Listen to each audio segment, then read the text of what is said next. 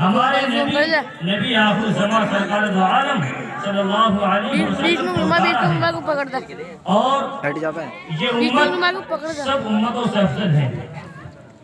تو ہمیں تو ایسے نبی کا شرف حاصل ہے کہ اپنے وقت کا نبی بھی اس امت میں جو ہے نبی کی امت میں داخل ہونا چاہتا ہے. تو کیوں نہ ہو کہ ہم اس قرآن کریم کو اپنے سینے سے لگا لیں اور کیوں نہ ہو کہ ہم قرآن کریم پر عمل کر کے اپنے آپ کو جنت کا مستحق بنا لیں. تو یہاں تک بتلا دوں میں حضرات کو کہ یہ نہیں کہ ہم قرآن کریم کہاں سے سیکھیں.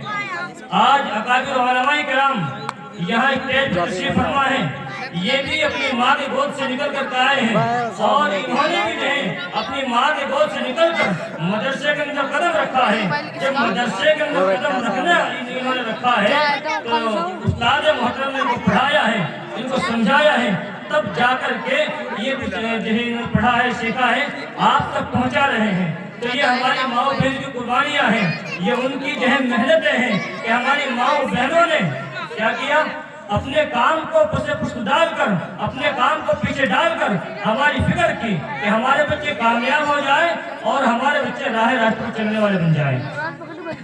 تو یہ تو اللہ تبارک و تعالیٰ کا ہم پر بے پایا احسان عظیم ہے کہ خداوند قدوس نے ہم سبھی کو جو ہے قرآن کریم جیسی دولت سے مالا مال فرمایا ہے.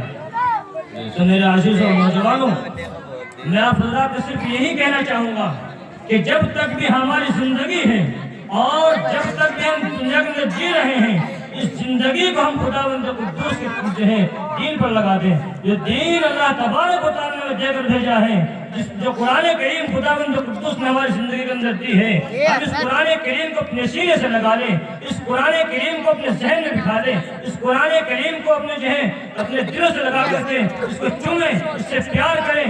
اور میرے عزیزوں، میں آپ کو بتا دوں کہ حضرت امام احمد بن حنبل رحمۃ اللہ علیہ انہوں نے خواب میں اللہ کی زیارت کی اور فرمایا کہ اے اللہ، تجھے دنیا میں سب سے زیادہ محبوب چیز کون سی ہے؟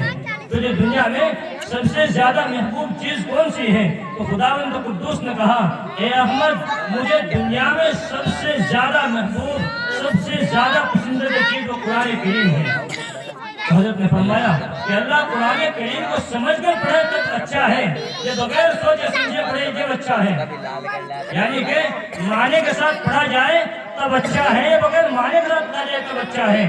تو میرا آقا نے کیا کہا، میرا اللہ نے کیا کہا، کتنا آسان کر دیا ہمارے لیے دین کو. فرمایا، اے احمد، قرآن کریم کو سمجھ کر پڑھ لیں تب بھی مجھے بہتر ہے، قرآن کریم کو بغیر سوچے سمجھے پڑھیں مجھے تب بھی پسند ہے، لیکن پڑھو تو صحیح، لیکن پڑھو تو صحیح. تو میرے عزیز اور بزرگوں، جتنا ادب ہم قرآن کریم کا کرتے ہیں، جتنا ادب ہم قائد پارے کا کرتے ہیں، جتنا ادب ہم رحل کا کرتے ہیں، کہیں اتنا ہی ادب جو ہے ہمارے دینی مدارس کا ہے، کہیں اتنا ادب ہماری جگہ کا ہے.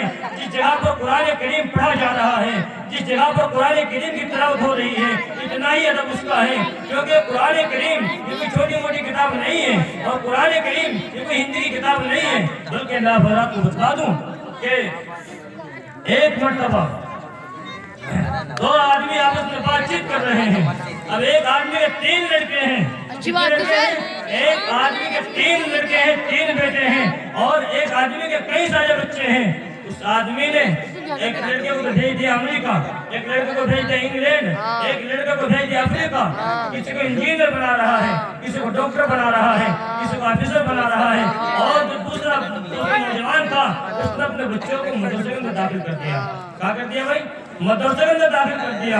اب جب وہ بچہ انگلینڈ سے پڑھ کر کے آتا ہے، انجینئرنگ کی پڑھائی پڑھ کے آتا ہے، اب جب گھر کے اندر داخل ہوتا ہے تو اپنے باپ کو سلام کرتا ہے اور یہاں تک کہتا ہے کہ او بڈھے، لے میرا بیگ ہے، اس بیگ کو لے جا کر کے جا میری امی کو دے دینا اور کہہ دینا کہ تمہارا بیٹا جو ہے امریکہ سے آیا ہے، تمہارا بیٹا انجینئر بن کے جو ہے اپنے گاؤں میں واپس آ گیا ہے، تمہارے گھر پہ واپس آ گیا ہے. جا، یہ بیگ میرا ہے، اس میرے بیگ کو جو ہے میری امی کو جا کر کے دے دینا اور کہہ دینا کہ کھانا تیار کر لے، میں اپنے دوستوں کے ساتھ اب جو ہے گھومنے لے جا رہا ہوں، ٹہلنے لے جا رہا ہوں. اتنے میں دوسرا جو ہے اس کے ساتھی، بڑھیوے کا ساتھی آ جاتا ہے اور آ کر دیکھتا ہے کہ بھئی یہ تھیلا کس کا ہے، یہ تھیلا کس کا ہے؟ کہا کہ یہ تھیلا میں اس نوجوان کا ہے، میرے اس بیٹے کا ہے جو انجینئر इंजीनियर बन के आया है।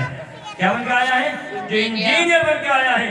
तो फिर अब क्या कहा करते हो, क्या कह कर गया है? कहा कि बुढ़े का अल्फाज निकाल करके गया है, मेरे दिल को बहुत ठेस पहुंची है। तो मेरे अजीज और नौजवानों सुन लो, आज हम हमारे माँ बाप हैं, कल को हमें भी बाप बनना है, कल को हमें भी जो है उनका वालिद बनना है। अगर वो भी हमारे साथ ऐसा ही मामला करेंगे, अगर वो भी हमारे साथ ऐसा ही बर्ताव करेंगे, तो समझ लो हम कहाँ जाएंगे, हमारे दिल पर क्या ठेस पहुंचेगी।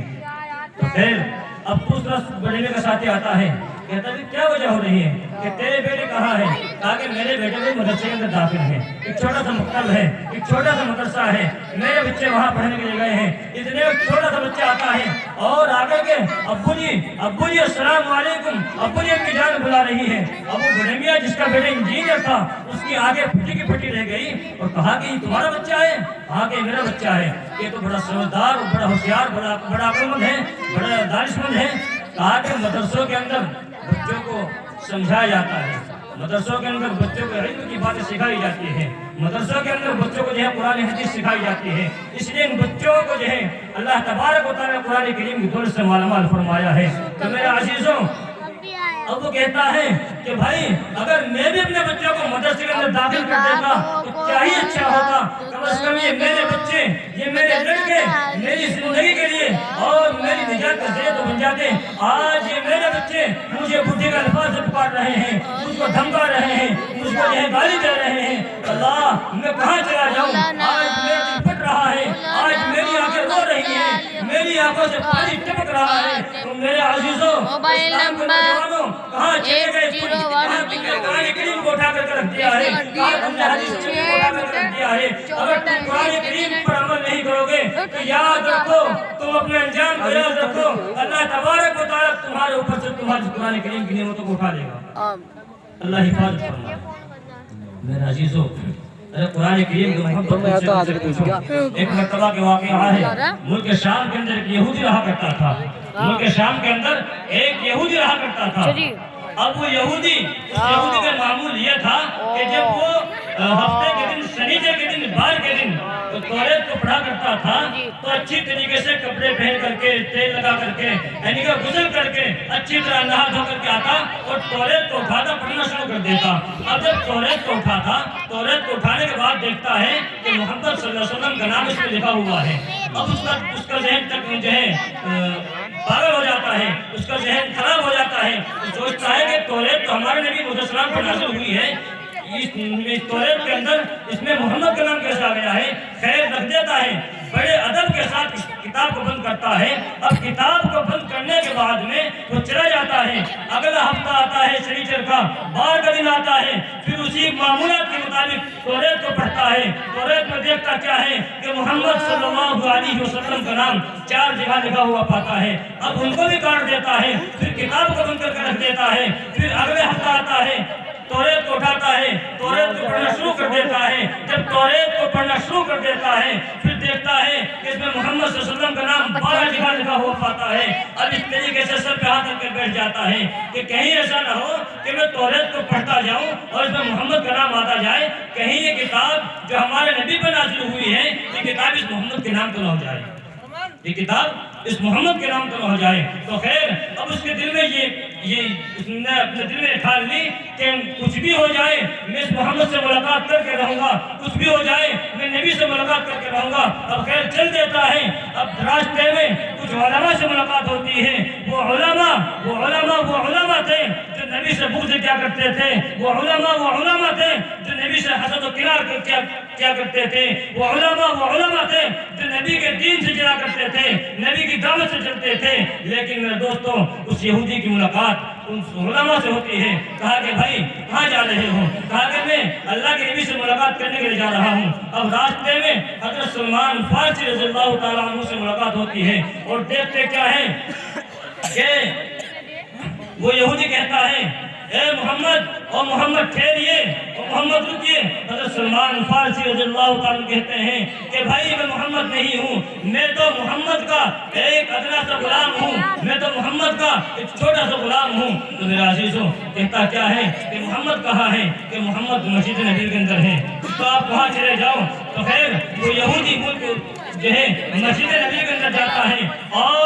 مسجد نبی کے اندر جا کر کے میرے عزیزوں میں نوجوانوں آواز لگاتا ہے کہ محمد کہاں ہے، محمد کہاں ہے، اللہ کا نبی کہاں ہے، محمد صلی اللہ علیہ وسلم کہاں ہے، مجھے میری ملاقات ان سے کرا دیجئے۔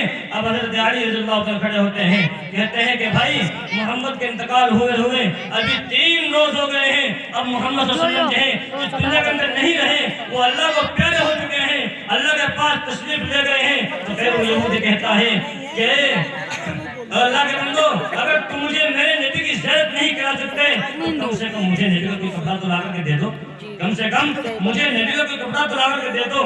حضرت علی نے وہ کپڑا لا کر کے دیا، اس یہودی نے کپڑے کو لیا اور کپڑے کو چوما، کپڑے کو اپنے آنکھوں سے لگایا، کپڑے کو اپنے سینے سے لگایا اور کہا او بھائی یہ کپڑا واپس لے جاؤ، یہ کپڑا واپس لے جاؤ، اب مجھے تو میرے نبی کی قبر کے پاس لے کر کے چلو، مجھے اللہ کے نبی کی قبر کے پاس لے کر کے چلو۔ خیر حضرت علی چلتے ہیں اور اس یہودی کے ساتھ چلتے ہیں۔ وہ یہودی کہتا ہے اے اللہ میں نے توریت کے اندر پڑھا ہے، میں نے علماء سے سنا ہے کہ محمد اللہ کا آخری پیغمبر ہے، اس نبی کے بعد کوئی نبی آنے والا نہیں ہے، میں اس نبی پر ایمان لاتا ہوں۔ اے اللہ آج میں نے اس نبی پر ایمان لانے کی ٹھانی ہے، تو نے آج مجھ سے اس نبی کی زیارت بھی چھین لی ہے، لگتا ہے کہ تم مجھ سے ناراض ہے، لگتا ہے تم مجھ سے خفا ہو چکا ہے۔ اے اللہ میں اپنے گناہوں سے توبہ کرتا ہوں، خداوند قدوس مجھے جو ہے نبی کی امت میں جو ہے نبی کے اوپر ایمان لانے کی توفیق دے دیں۔ تو خیر حضرت علی فرماتے ہیں کہ اس یہودی کی زبان سے قبر اطہر کے پاس کھڑا ہوا کہہ رہا تھا تو اس کا کلمہ طیبہ پڑھتے پڑھتے انتقال ہو جاتا ہے۔ کیا کریں بھائی، کلمہ طیبہ پڑھتے پڑھتے انتقال ہو جاتا ہے۔ وقت کم ہے کیونکہ دعا بھی ہونی ہے اور بچوں کی دستار فضیلت بھی ہونی ہے، بس مختصر سی باتیں بتا کر ختم کر رہا ہوں۔ میرے عزیزوں اپنے بچوں کو قرآن کریم کی تعلیم دلاؤ، جب قرآن کریم کی تعلیم ہم دلائیں گے تو انشاءاللہ ہمارے بچے کامیاب بھی ہو جائیں گے۔ جب قرآن کریم کی تعلیم سے ہم اپنے بچے کو آراستہ کریں گے تو یہی ہماری قوم کے رہبر اور رہنما بنیں گے۔ آج ہم اپنے بچوں کو مدرسے کے اندر بھیجتے ہیں، ان کے پورے چلتے ہیں، ان کے کپڑے بھی پھٹے پھاڑے ہوتے ہیں، وہ پیٹ کے اندر مدرسے کے اندر داخل ہوتے ہیں، لیکن دیکھو مدرسے کی تعلیم کو، دیکھو استادوں کی محنت کو۔ آج یہی بچے تمہارے سامنے کرسی پر جلوہ افروز ہو کے تمہیں سمجھاتے ہیں، تمہیں دین کی باتیں بتاتے ہیں، تمہیں قرآن حدیث کی باتیں بتاتے ہیں۔ تو بتاؤ تم ان بچوں کو ناکام سمجھتے ہو، تم ان بچوں کو پاگل سمجھتے ہو، لیکن یہی بچے بڑے ہو کر قوم کا رہبر اور رہنما بنیں گے انشاءاللہ تعالیٰ۔ بلکہ یہ کہا ہے کہ قطرہ قطرہ دریا بن جاتا ہے، قطرہ قطرہ دریا بن جاتا ہے۔ چھوٹے چھوٹے سے بچے، ننھے منھے بچے یہی ایک دن مدرسے کے اندر داخل ہو کر کے قرآن حدیث کو پڑھنے والے بنیں گے، پھر یہ بڑے ہو کر کے یہاں حافظ بنیں گے، قاری بنیں گے، مولوی بنیں گے، پھر یہ بڑے مدرسے کے اندر جا کر کے جو ہے داخلہ لیں گے، تو وہاں سے فارغ ہو کر کے یہ قوم کے اندر دینی جذبہ پھیلائیں گے، دین کو پھیلائیں گے۔ تو بتاؤ یہ ہماری محنت ہے یا نہیں ہے؟ تو میرے عزیزوں اور نوجوانوں یہ سب ہماری محنتوں کا ثمرہ ہے۔ جو حضرات اپنے مدرسے کا تعاون کر رہے ہیں، جو انسان اپنے مدرسے کا تعاون کر رہے ہیں، وہ بھی اپنے مدرسے کا بھرپور تعاون کریں اور ان بچوں کو حوصلہ افزائی بھی کرتے رہیں۔ دعا کریں خداوند قدوس سے، خداوند قدوس ہم سبھی کو جو ہے قرآن کریم کی دولت سے مالا مال فرمائے، خداوند قدوس ہم سبھی کو جو ہے قرآن کریم سے محبت کرنے والا بنائے۔